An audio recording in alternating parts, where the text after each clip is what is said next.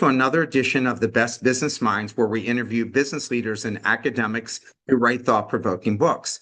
I'm Marc Kramer, serial entrepreneur who consults with family businesses and works with entrepreneurs. And currently, I'm teaching entrepreneurship at Vinh University in Hanoi, Vietnam. Over the past month, I was back in the States, but now I'm back in Vietnam. Today's guest is Martin Reeves, author of the book, Like the Button That Changed the World. So, Martin, it's a pleasure to have you here. Why don't we start out with you giving us about your background, about how you got to where you're at right now? Yes, a long winding journey, just like the like button. I started off as an aspirational musician. That didn't work out. I toyed with being a scientist. That didn't work out. And I found my métier in paid problem solving, generalist problem solving, otherwise known as strategy consulting. So I was with the Boston Consulting Group for 36 years, doing client service around the world, and for the last 15, managing all of their research on new topics. And since January the 1st, I'm now doing that on my own account. And along the way, I've written 13 books with two more babies in gestation. So I know from writing 6 books how much work that really is. How long does it typically take you to write a book? Well, some are more difficult than you think, but like the Light book was more difficult than I thought. But generally a year. I generally, design a process that writes a book in a year. For me, it was 9 months, and I was writing how-to books. Yes. So it took me 9 months to typically do it. But you've got to be really disciplined to write these books, because a lot of Yes. people takes them way longer than they promised the publisher. Yeah, So unless you're I use the Japanese concept of zaiatsu, external pressure. If the Japanese want to get something done, they promise it to somebody else, and then they have to do it. And so I promise to others, and then I get motivated and forced to do things. Let me ask you a couple questions before we jump into the book. What do you like about writing books? I mean, 13 is a lot of books.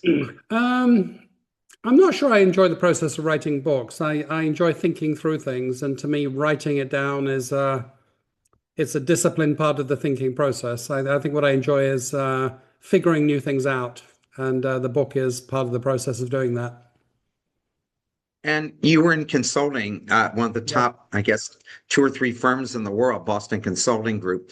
Everybody knows that. And it's incredibly hard. My teaching at Wharton, many students aspire to working for Boston Consulting and McKinsey, and it's like making Major League Baseball. It's incredibly hard to work for firms like yours. What did you like about consulting that you stayed with it for such a long time?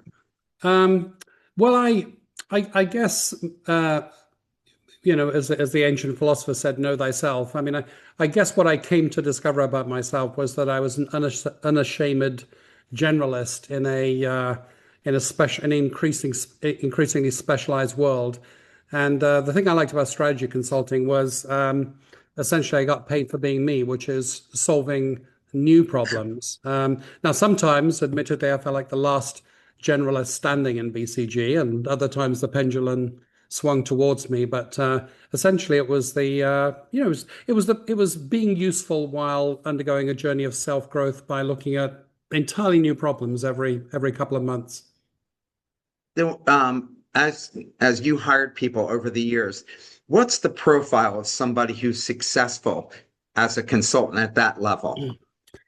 Um, well, I think you need to be smart, you need to be curious, but at the end of the day, I think it's actually resilience because uh, lots of ups and downs, lots of personal growth ceilings, and so in the end of the day, I think it's persistence and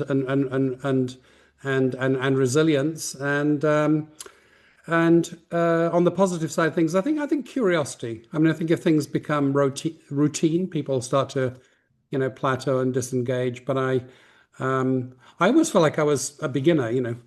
Like then, for instance, AI strategy is a big sort of topic right now, and you have to figure it out. You're standing there with nothing, and you have to create something, and so you have to study and research and construct the logic and So that sort of freshness, that curiosity, I think, is a key success factor.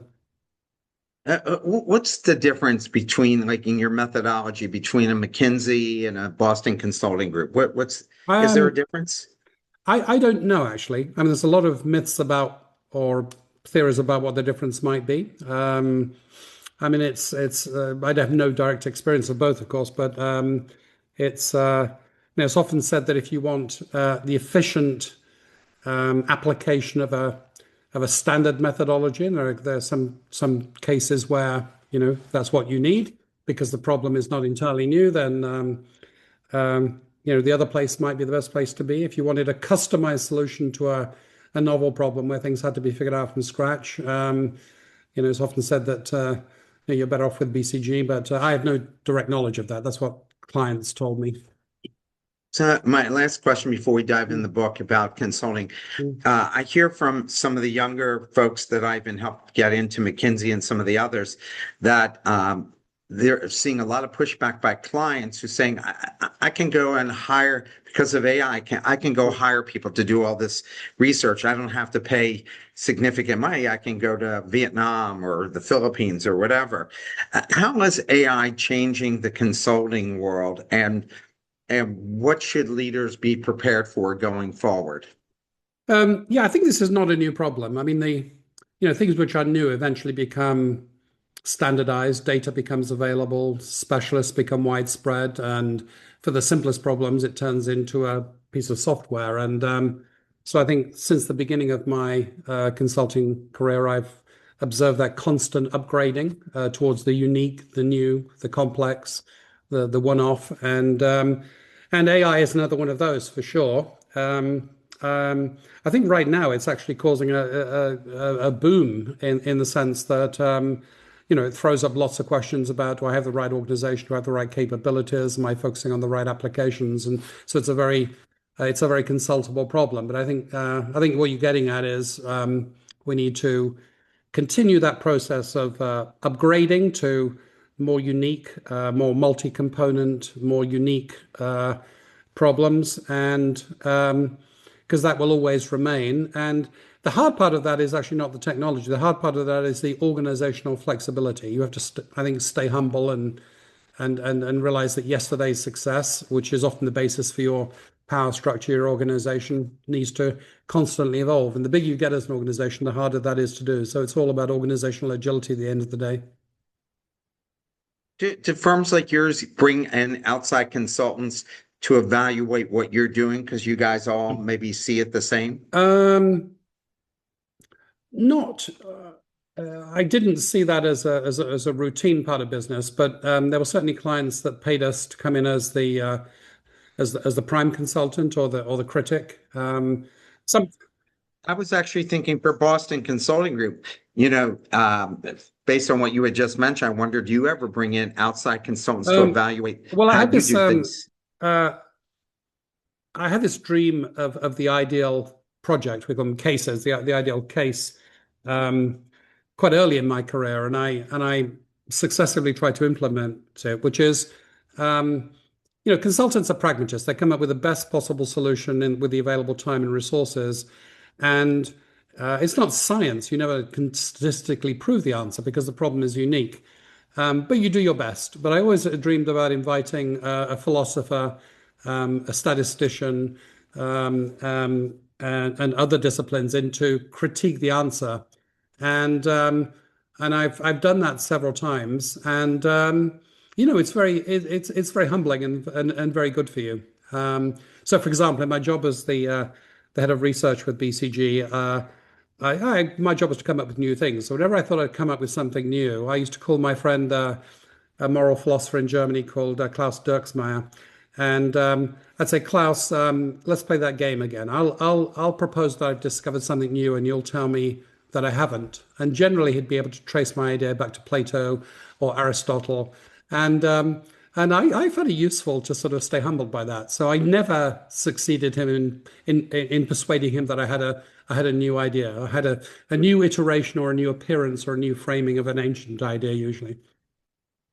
So let's jump into your book on chapter one, the invention of the like button. Yeah. When you first uncovered the early sketches and stories behind the like button, what surprised you about its origin story? And give us a little bit about the origin story. Right. So I was getting to know. I had a little argument with a guy called Bob Goodson, the who was the CEO of a company called Quid, a Silicon Valley analytics company in Davos, and so we got to know each other. I think we enjoyed the little argumentative interchange. So we decided let's have coffee together. So we had coffee together, and we were trying to make conversation. We had coffee together in Mill Valley, in the Bay Area, and he was moving. He'd already told me that he was a compulsive collector. He collected every train ticket and program and document since he was a kid. And he told me he was moving. So to make conversation, I said, well, you must be finding interesting stuff in your boxes of stuff then, Bob, as you're moving.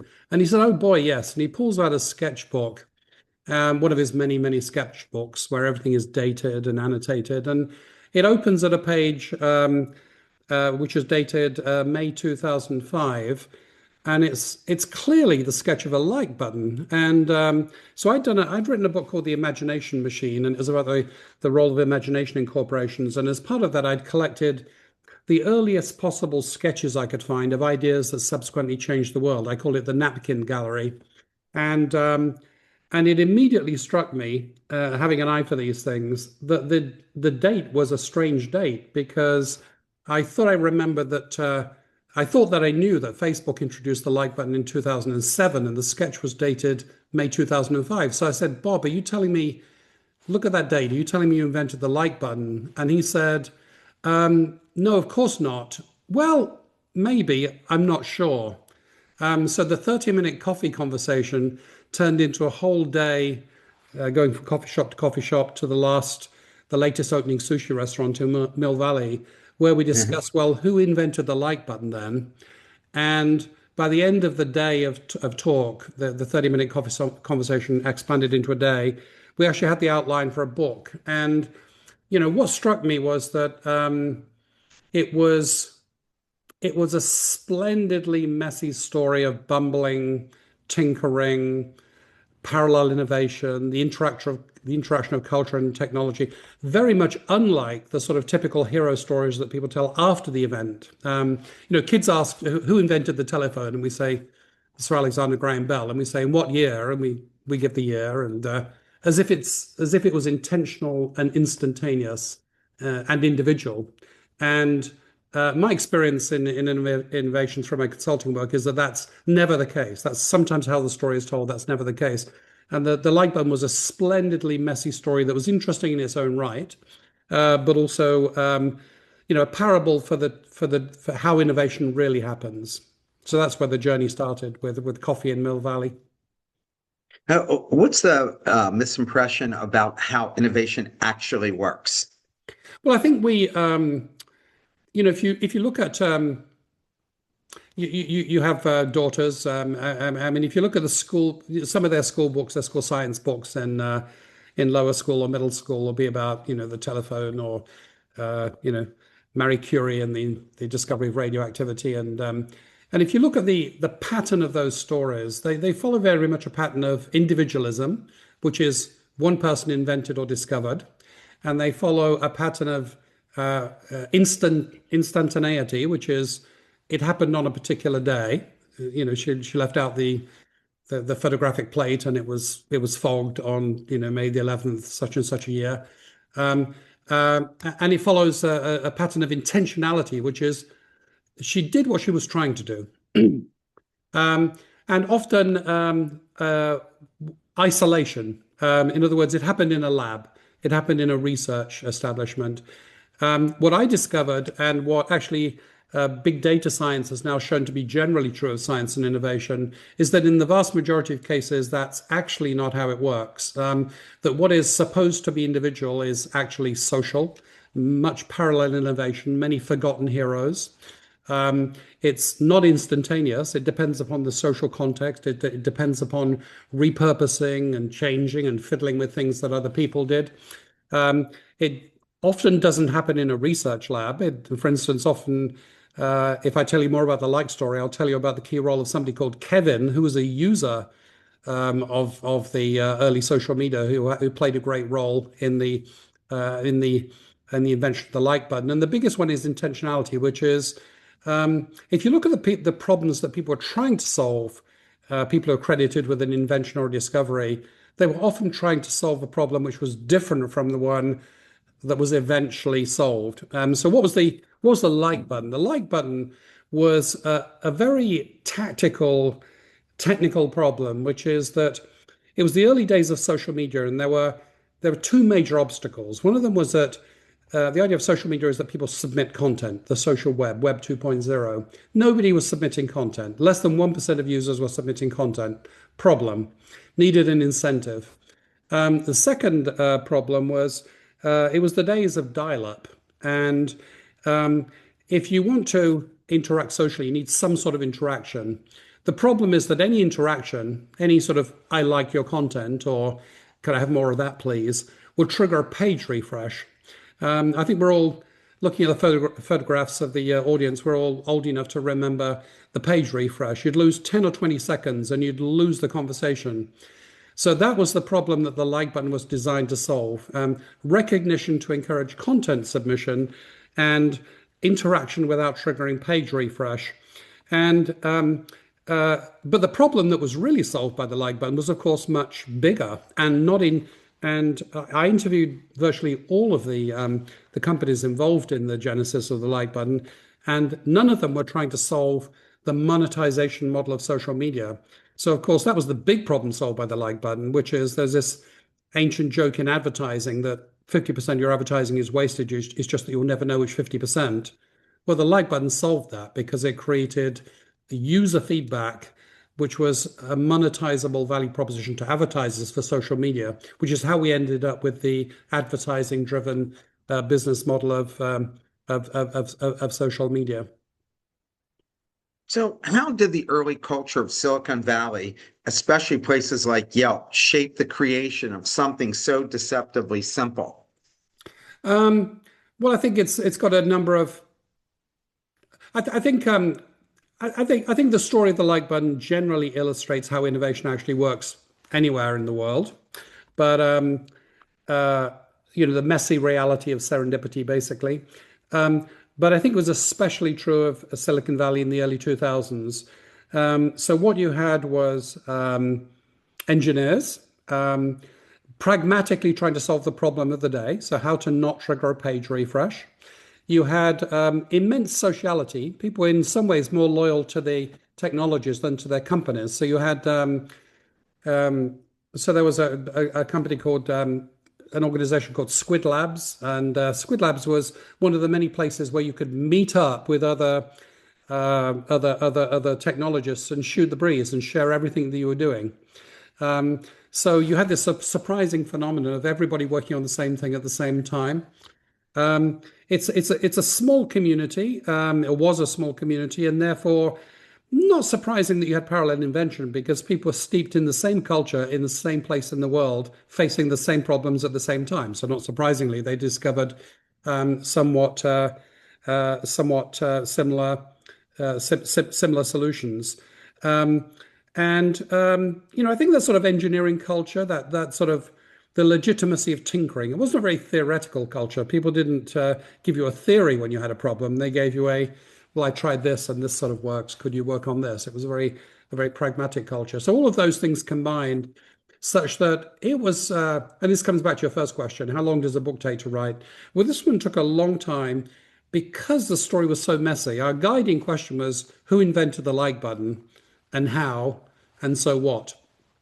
And my God, there were so many people involved in the invention of the like button, and we ended up actually going back to cave paintings, the Roman amphitheater, and we did the social context of the innovation too, because that turned out to be really important.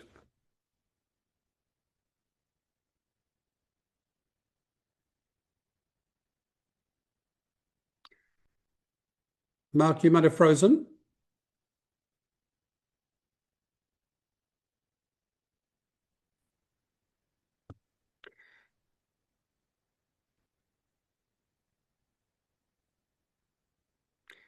You're having problems with your connection, Mark. Could somebody else put up their thumb if you can hear me? Okay. All right. So let me carry on talking while Mark reconnects. So this journey of discovery, uh, it took us some interesting places. It took us into what really happened at Facebook. Why did I think that Facebook had invented the like button, and who really invented the like button, and then the sort of the question of what do we really mean by a like button? Because who invented it depends on your precise definition. Do you mean probably the narrowest definition of the like button is something which uses the thumbs up symbol to create instantaneous recognition with a counter on a social media platform. If you mean that, then probably Yelp invented the like button. If you mean an emotional reaction button which isn't restricted to the thumbs up symbol, then you might say that Hot or Not, a site, I'm not sure whether any of you remember a business called Hot or Not, where you voted on the attractiveness of your or friends. It was a very puerile site in some ways. Is he or she hot is basically the question, and yes or no. But technically it was very interesting because it was probably the first instant reaction like button where the computation was done in the browser, where the server didn't have to trigger a page refresh. Or do you mean, a non-digital gesture recognition involving the thumb, in which case the TiVo in the late 1990s with their thumbs up and thumbs down button on the controller is a candidate? Or do you just mean the gesture of recognition in real life, in which case the Roman amphitheater is a good candidate for the inventors. So we looked at all of these and the interconnections between them, and they interweave in marvelous ways. So at the end of the day, we probably have the best scholarship that's ever been done on this sort of microscopic topic of the like button. I mean, we spoke to 30 or more companies, but honestly, we can't say definitively that the like button was invented by this person on this particular day. There's no Alexander Graham Bell story for the like button. In chapter 2, how does innovation happen? You argue that innovation is disorderly and serendipitous, not linear. Yeah. What does the like button teach us about how breakthroughs really happen? Right. So I think the like button says that basically shows that innovation is these four S words that I mentioned. It's social, it's serendipitous, it's often situational in that it often involves users. It's not necessarily in the lab, and it's serendipitous in that it's not necessarily intended. Um, and the science of science, for instance, the analysis of medical innovation, for example. There's a very, very famous big data paper that shows that the majority of medical breakthroughs were in areas other than ones intended in the grants that funded the science that resulted in the innovation. So I think what is true of the light button is more generally true of science. The wrinkle is if the conclusion is that innovation is more serendipitous than we think, less predictable than we think, what can we do other than pray for good luck? Is there such a thing as innovation strategy? And I think there is, and this is the more, I guess, serious point of the book, which is that there are some things we can do to harness serendipity more effectively. One of them is to increase the number of what I call collisions. So essentially, ideas collide, perspectives collide, culture collides with science, collides with business. Generally, breakthrough innovations require multiple collisions. So did you try one thing or did you try 1,000 times? The number of collisions, we can control that. The second thing we can control is the diversity of the elements of these creative collisions. In other words, is it male engineers who all went to the same engineering school within a certain period of time that are running the company that are specifying the collisions? Or is it the collision of, for instance, biology and data science, as happened in the in the creation of AlphaFold, the protein folding algorithm invented by DeepMind. So we can increase the diversity of the minds in the collisions, because the greater the diversity, the greater the breakthrough effect is a proven proposition. And another thing we can do is curiosity, which is the thing about serendipity is it has to be noticed. And uh, I think we're all familiar with these psychological experiments where if if you send a naked person running across the basketball court or somebody dressed in a bear costume, something which people are not expecting to see, the majority of people will not see what they're expecting to see, even if it's right in front of their eyes. So this culture of curiosity, which is, oh, I tried this and this other thing happened that I wasn't expecting. So a culture of curiosity is very important. We have to notice the good fortune as serendipity. Um, Generally, if you have discovered something new, it will require you to do something differently, to allocate resources differently, to change your go-to-market, to change your value proposition. That flexibility is something that organizations are not notorious for. So we can increase the flexibility to mobilize around serendipity. I once had a client who, with a top investment bank, who defined strategy as the the systematic ability to mobilize around unintended lucky accidents. And he had a point, which is stuff happens sometimes for intentional reasons, often for unintentional reasons. Do you notice and do you mobilize around it? The flexibility was another part of it. And then the other thing is that trial and error is a pretty expensive process. If you try a lot of things, build a lot of prototypes, spend a lot of money testing it, you may run out of time and money. And so the other thing is to work on the economics of innovation, with, for instance, stage gate processes or with informal experimentation. Then you can do more trials, more collisions for the same amount of money and time. And often that's a cultural proposition. So I wrote a book about that called The Imagination Machine, which looks at the role of playfulness, in other words, spontaneous, pleasurable curiosity in organizations that are able to innovate effectively. So, in summary, I think the Lifeline shows us that innovation is more serendipitous than we might want to believe, but that is not a hopeless message. That one can take strategic moves to harness serendipity. So, what role does accidental overlap, and I put that in quotation from the book, between ideas and people play in creating transformative products? Um, well, one of the ways of achieving this increase in collisions is to not restrict your attention to your own organization, to think about the innovation community more broadly. If you're looking for the innovation to happen within your own corporate boundaries, you might be lucky, you might not be lucky. And what is it about an innovation community that makes it a community, that makes it a parallel innovation machine? I think it is a shared context. It might be a geographical context, an industrial context, a shared set of problems. Everybody in social media in the early 2000s was an idea. It was not a commercial reality. Everybody was struggling with a common set of problems: how to avoid the triggering of the page refresh before the arrival of broadband, how to encourage content submission, and above all, how to get paid for what was essentially a hobby. People could interact on the if you got the technical problems right, people could interact on a platform, but how could you get paid for that? Um, so a shared context.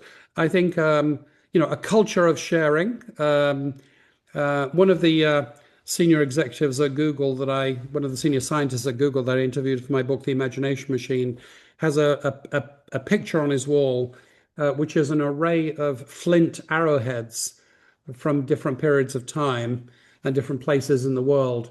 And it shows the gradual refinement of the technology of producing flint arrowheads in the early history of mankind. And the reason he has this picture is to remind himself that innovation is a social process.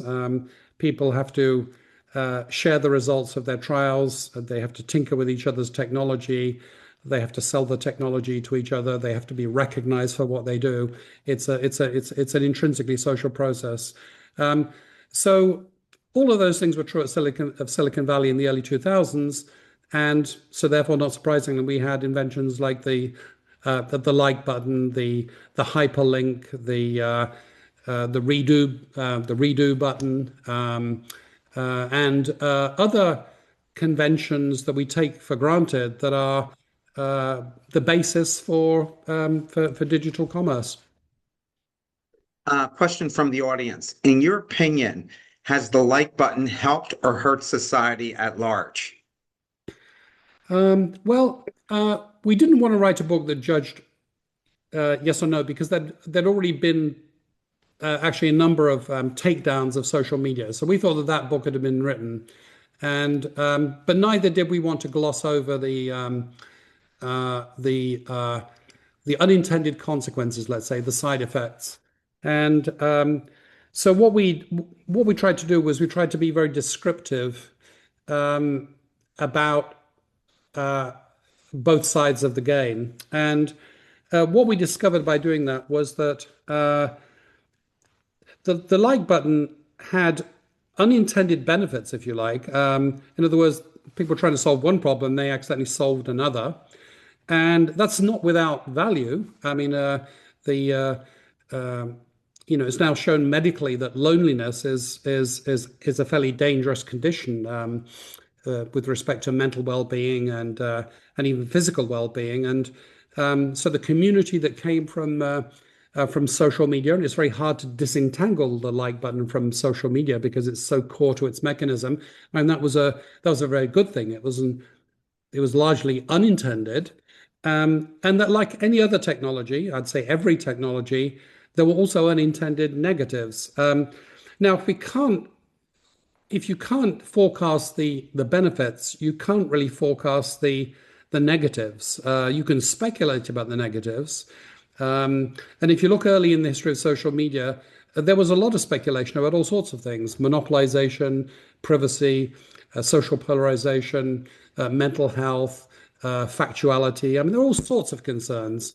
And over time, we've discovered that some of those concerns were true, and others were less true. And we understand. And eventually, we're only now getting to the regulatory game of trying to maximize the benefits and minimize the negative consequences. And I think what we've discovered, in our opinion, is that one of the most pernicious consequences of the like button is very much connected to its benefits, namely that it taps into the brain chemistry of real life. So we have something in our brains called the nucleus accumbens, and it's where we receive pleasurable dopamine signals for behaviors which have an evolutionary value. And we're a social species, so we through the thumbs up gesture and through hugging and saying thank you and recognizing, we trigger these dopamine reactions to encourage social interaction and sharing in real life. So that's why it works, but that's also the problem, because if you take teenage girls at a very formative stage of their mental development and you subject them not to 10 in real world likes per day, but 100 or 1,000 online, you remove all of the friction, then essentially you get a mental pathology. And so some countries are, like Australia, are now mobilizing to not to ban social media or restrict its mechanisms, but to not have it permitted until a certain age, to not have age identification, age verification, and so on. So I think the like button shows us that technologies often have unintended benefits. They often have unintended consequences. We can't really know which ones are going to be the big ones until we've seen them. And that requires a different innovation game, which I call the regulatory innovation game. And that's true for every technology. I mean, think about the telephone. Believe it or not, in the early days of the telephone, one of the fears was that it would result in the undermining of the institution of marriage. And the logic was that random men would proposition women over the telephone and undermine the institution of marriage. That turned out to be a sort of largely unfounded proposition. We don't need the telephone to do that.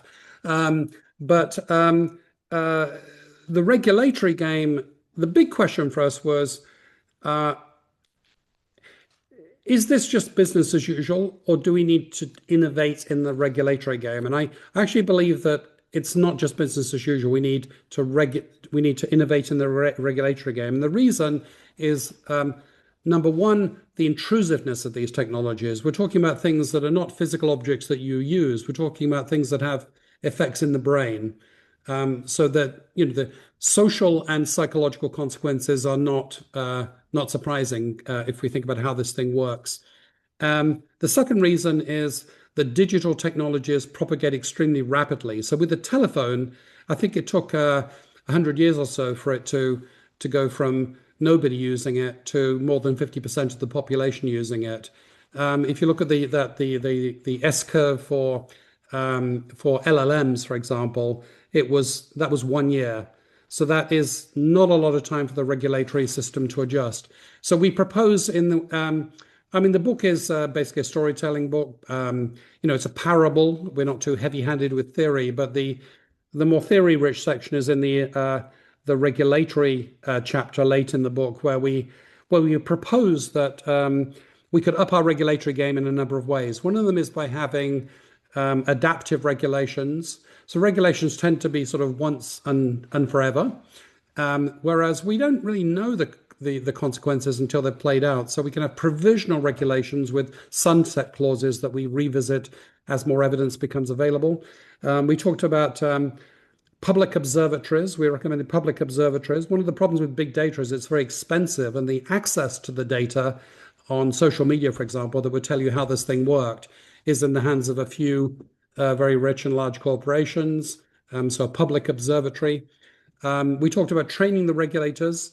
If you had to suppose who was the last person on earth that will understand the technicalities of social media and the brain chemistry and so on, it would probably be a regulator. I mean, that's not their primary job, but we could educate regulators so that they get out of the starting blocks more quickly. So sorry for the long answer, but it's an interesting secondary game in innovation. You've got the primary game, and then you've got the regulatory game. And I think we need to up the regulatory game, not only for social media, but actually for AI, because if you notice at the bottom of your ChatGPT page, there's a like button. What the hell is the like button doing on your AI screen? Is it to tell you what you want to hear? Is it to figure out what products you're probably going to want, and to subliminally advertise those products in the answers to your questions? What is it to give different answers to different segments of the population? What is it there for? Whatever it's there for, we anticipate that a lot of the learnings from the like button in a regulatory sense are probably applicable to AI too, right now. Another question from the audience. We move from likes influencing algorithms to algorithms influencing what gets liked. Which direction of causality matters more? What replaces the like button in an AI-driven digital ecosystem? Well, the like button is already not the only metric of, let's say, value discrimination in social media. And there's a whole business, not just social media, but anyone in the customer service business now collects feedback, and they want to know customer satisfaction. They want to know purchase propensity. They want to know the effectiveness of advertising campaigns. And the like button is not the only way of doing that. But it is a very, very elegant, I'd say, permanent part of our toolkit, because it taps directly into a pre-existing cultural gesture. It's already a well-established convention in social media. And it is beautifully ambiguous in the sense that what does it mean to like something? It's an act of demonstrating preference. I like that content, but it's also an act of demonstrating homophily. Homophily is I am like you. I want to affiliate with you. And that's a very rich signal. And so the value of that signal, and we did a lot of interviews with the people in the analytics business associated with customer service and social media. The like button remains an important predictive force, but there are many other things that we can measure now. Now that we have end-to-end digital value chains, we can actually measure potential lifetime value, purchase propensity, dwell time. And there are some really interesting things about the way that the like button is used. So if you look at the late adopters of the like button, YouTube never really used the like button. It was more biased towards how much time did you spend watching a video in order to extract insights to shape your feed. But nevertheless, they have a like button. Why is that? It's because it became a linguistic convention. The people expected it, expected to see it. So even in the places where it's not the prime metric, it's become a digital linguistic convention. And then in terms of what shapes what, it's both ways because my revealed preferences of my what I click and the number of likes and the people that I like and befriend online. I mean, all of that goes into shaping my content feed and including my advertising feed. And that's what pays for social media, my attention, the focus of my attention. Um, and then of course that shapes the set of things that I can later react to. So the causality works both ways. And the interesting thing about the causality is it's dynamic and multidimensional. So if you hold Facebook in front of Congress and you said, tell us exactly how this algorithm works, actually they wouldn't be able to tell you exactly how it worked in every individual case because it's constantly changing. It's an emergent property of algorithms. What is coded in the algorithms is what gets weighted how and what gets shaped as a result of that. The outcome for different segments is constantly changing. It's an emergent phenomenon. So interestingly, when the social media companies themselves are trying to figure out how this thing works, they have to look at the coding, but the coding doesn't tell them everything. They need to look at the emergent behaviors of the system of users and content feeds and segments shaped in order to see the overall pattern, and they discover surprises. So it's really a sort of sub theme of the light book is the property of emergence of complex digital systems. We get more than and more subtle outcomes than the ones we directly intended.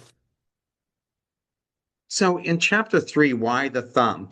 Of all the Mhm. symbols that could have been represented for approval, a star, a heart, Yep. applause, why did the thumbs up resonate so powerfully? And I think we all remember that Roman emperors would use the thumb up, thumb Yes. down Yes. to decide somebody's life. So where's this all? Why Well, choose that? um, I give you the short answer, and then I tell you a funny story. Or at least it was amusing to me. So essentially there's a lock-in phenomenon, right? Which is once a symbol is adopted, then the incentive is for everybody to use the same symbol. We understand each other if we converge on the symbols we're using. And the thumbs up, if you look around the world at all social media sites, it's not universal. There are places, especially in Asia, that use a heart or a star or just a number. But by and large, it's a dominant convention, and it's a convention because it's a convention. It's because that's what we converged upon. Um, but there are good reasons for that. I mean, it's if you look at the if you look at cave paintings or if you look at the attention of babies, what are humans most fascinated by? They're most fascinated by hands and faces. And so it's our agency and our identity. Not surprising that uh, um, that in our gestural language we have many things to do with the combinations of hands and faces, and uh, it's interesting that why did the Silicon Valley folks choose the thumbs up? It was because it was there in the culture. Um, in fact, it was very current in the culture because Gladiator 1, the movie that indeed contains scenes from the Colosseum where the Vestal virgins in the audience would, vote thumbs up or thumbs down on the fate of the fallen gladiator, was in the movie. That movie was in the same year that the like button was created. Um, and indeed, if you ask the majority of Americans, where does the thumbs up symbol come from? Many of them will say from the Roman Colosseum, but it's sort of not true actually. So we went into the history of that in depth, and so the reason we think it's true is that there's a very famous painting um, by a French painter called Gérôme that was very popular with the rising middle classes in America about 100 years ago, showing the audience in the Roman amphitheater giving the thumbs down to a fallen gladiator. And many reproductions of this painting were made because the painter married the daughter of an entrepreneur that invented a very cheap and high fidelity way of reproducing classical paintings for the rising American middle classes, a guy called Monsieur Goupil. And so the technology of these reproductions of this classical painting was what planted the idea of the Roman Colosseum and the thumbs up and the thumbs down gesture. And that was amplified by probably the most fiery and one of the most successful preachers in history, somebody called Reverend Talmage in America about 100 years ago, that in his sermons used the imagery of that painting to illustrate, Christian morality and how good Christians should be behaving in the Americas in the late 1800s. But the archaeology says that it actually wasn't the symbol. The symbol that was used in the Colosseum was probably the sheathed thumb, this gesture, if you can see my fist. In other words, the sword in the sheath, the blade in the sheath, and the unsheathed thumb pointing towards the fallen gladiator, which meant, show no mercy.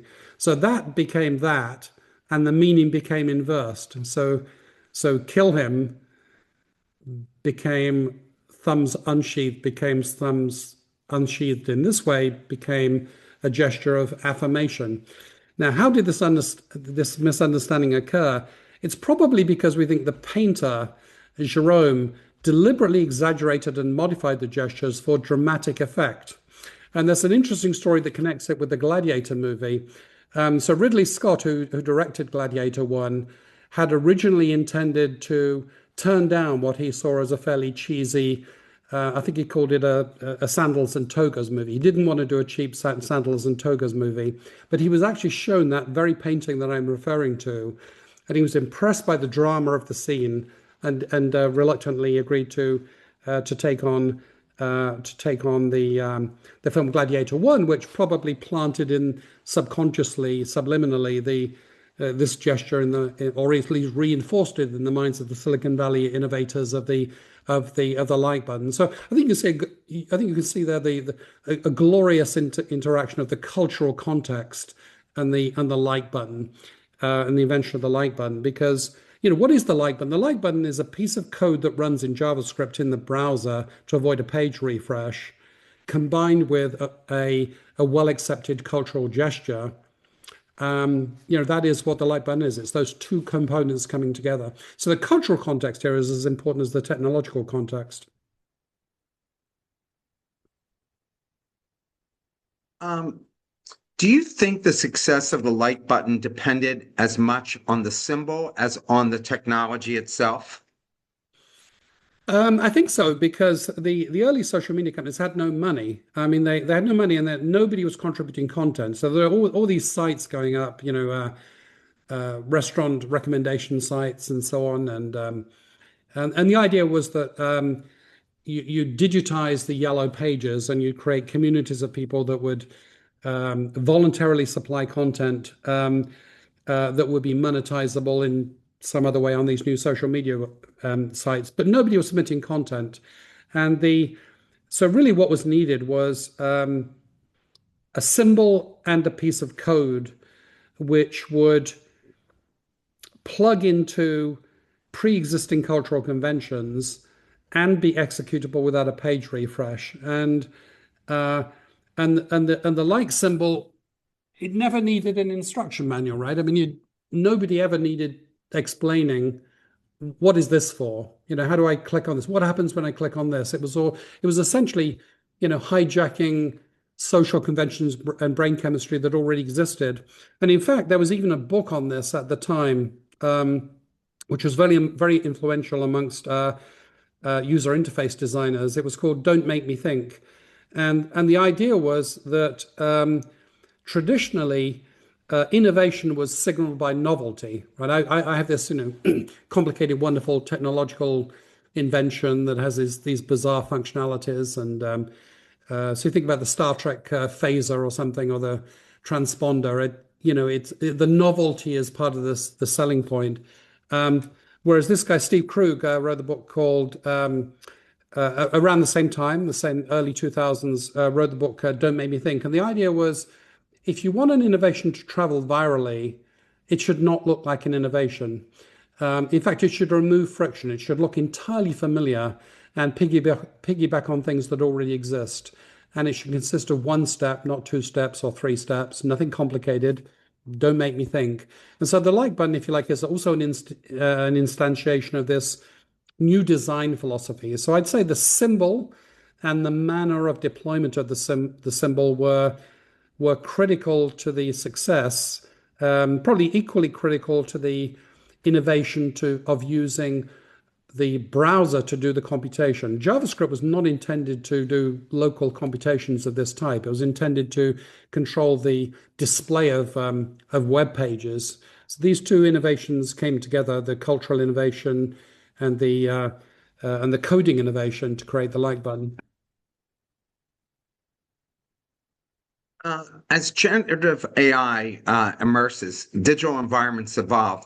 Will the button still matter? Will anybody care?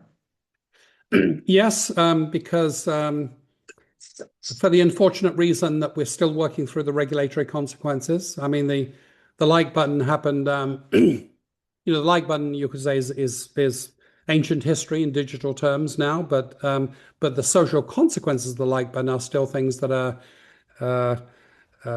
society is working through. In the UK, in Europe, in some US states, Australia, the regulatory responses to social media are still in the process of washing through the system.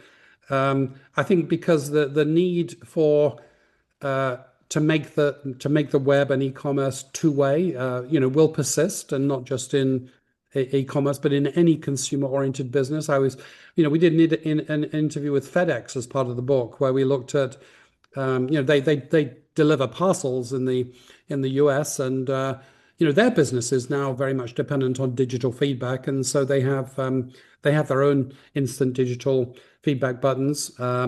But most of all, the like button will remain important because it is actually part of AI. And I would say inevitably part of AI. So you have this very bizarre situation with AI where enormous technical effects have been demonstrated. So LLMs are now as good as doctors, radiologists, architects, technically at a range of tasks. They pass all of the exams. They get excellent marks on the math Olympiad, etc. So all of this is true. They've cost billions in training costs. The valuations of the companies presume massive cash inflows that are currently not the case. So the commercial problem for AI basically is quite similar to the one that social media is facing, which is, where is the payoff function? And I believe that one answer to the payoff question is basically through the attention economy. So you could regard AI from one perspective as technical solutions to technical questions, as a sort of a B2B problem-solving product. Or from a different perspective, you could say it's the new search. It's the new way of affiliating. And the benefit of that, of course, is that that is a massive audience. And so, to me, it's no surprise that OpenAI has a like button on the bottom of its web interface. It's no surprising that social media companies are investing massively in AI. It's no surprise that Google is investing massively in AI. So I would expect the like button to have not just persistence, but probably renewed vitality as AI unfolds. I could be wrong, of course, because my deeper belief is that these things are extremely hard to forecast, and the answer may not be one that we're anticipating. But if you force me to give an answer, that would be my vision. I think everybody looks at the like button to give them insight, especially marketers, about it, whatever they're marketing, whether it's people or whatever that is. What kind of a negative effect? Because I think everybody, when they post something on Facebook, Yeah. they check all day long to see how many likes. If they don't hit a certain number of likes, then it negatively affects them psychologically, especially kids. Yeah. Sorry, the question was, what do I think about that? Or Yeah. well, I think we sort of dealt with that in a sense, right? Which is there is a negative effect. It could have been one of 20 things. I think the main one, which is concerned to regulatory authorities, is teenage mental health, and I would expect that in many states there'll be I think through age verification there'll be a restriction of access to social media in order to deal with that. Look how long it took to figure that out. I mean, the science of these things is quite complicated. So, for example, you know, social media has been attributed to as a cause of social polarization, and one plausible mechanism is the echo chamber effect. If I if social media reinforces my community as people that think like me, it suggests as friends people that have a similar pattern of likes to me, for example, then you get a set of people that have homogenous thoughts that are different from other groups, and you have social polarization. So a lot of science has been done on that, and the jury is still out, but it looks like that is not the case.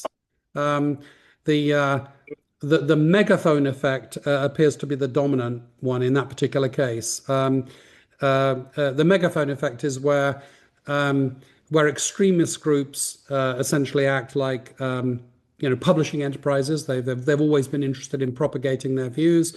It's just that they now have a more efficient propagation platform. So essentially, you've given extreme views a megaphone. So it wasn't the echo chamber effect after all. It seems so. It takes a while for the science of these things to work through. But we cover all of this in the chapter on the regulatory game. So, last question. We have about a minute. Looking ahead 20 years, will we see the like button as a primitive tool or as the foundation for a digital social life? Well, if you ask your kids, you'll probably find that it's already the foundation for digital social life. There's a very fun let me give you two science fiction references that are relevant here. So there's an interesting novel by Cory Doctorow, the science fiction writer, called Down and Out in the Magic Kingdom, where he proposes that he creates a portrait of a society where it's pretty much like the same as our society, except that two things are different about the society. One of them is that scarcity has been solved. So you can have anything that we want at minimal cost anytime. Scarcity has been solved. And so has mortality, which is we live forever. And in this economy, the main thing that becomes of value to people is entertainment. Essentially, the main challenge of society is boredom, and the main antidote to that is entertainment. And the currency, the currency is called the Woofy point in this novel. The currency is a digital signal that somebody is appreciated and your entertainment value. You've entertained them.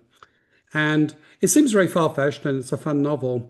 But as I read this novel, I sort of looked around at one of my kids on the sofa doing social media, and I thought, wow, this is actually not science fiction. This is already a Real. reality. This is the like button. This is digital community. This is people entertaining each other digitally and giving each other, signals of reputation and reciprocity digitally. Um, and another quick science fiction story. So we tried to find a technologist that had anticipated how social media evolved after the invention of the like button, and we couldn't find a single one.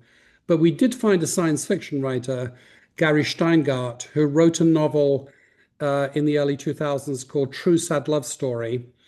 And in this story, he pretty much paints the picture of a dystopia, which is modern social media. This is sort of evaluating everything online, and online being more important than real life to a certain generation of people. And so we asked him, how could you predict so accurately and in such detail how social media would play out? And he shared with us his techniques. His technique was quite ingenious. His technique is to, in the early days of a technology, focus on the very small fringe community that is immersed in that technology and understand everything about what they do, why they do it, how they feel about it, how it works, and then simply say, what if we were all doing that? So that's basically what he did. So so he would say that the reality that we now live, the reality that you propose as a future reality, I'd say is already a current reality, and that reality was true from the very early days of social media in a very restricted segment of the population, and that's what the science fiction writers observed in order to look ahead in ways that the technologists couldn't, because the technologists were too concerned with the technical problem at hand, not the social nth order consequences of doing that thing. So I think we're already living in that scenario, Mark. Well, I want to thank you so much for sharing information about your book. I never thought somebody would write a book about the like button. That's what intrigued me about having you on the show and your background. And I appreciate you taking the time to speak with us about it. And very enlightening, especially the fact that the Roman emperors didn't create the thumbs up and thumbs down. That's right. So I've even we even have the symbol on this platform too now, right? Of course, and hopefully it's the new modern American meaning. The Italians call the thumbs up gesture the American gesture. Interestingly, we call it the Roman gesture, but they call it the American gesture because in Southern Europe and in the Middle East, this means something rather obscene, and of course to the Romans it meant kill him. So I'm hoping the thumbs up gesture on this platform meant that you're happy with my talk. Well, I thank you again, and I hope to have you talk to my students some point. So I'm going to follow up with you on that. I hope you have a wonderful rest of your weekend. Everyone, have a wonderful weekend. Hope to see you next Friday. Bye, everyone. Take care.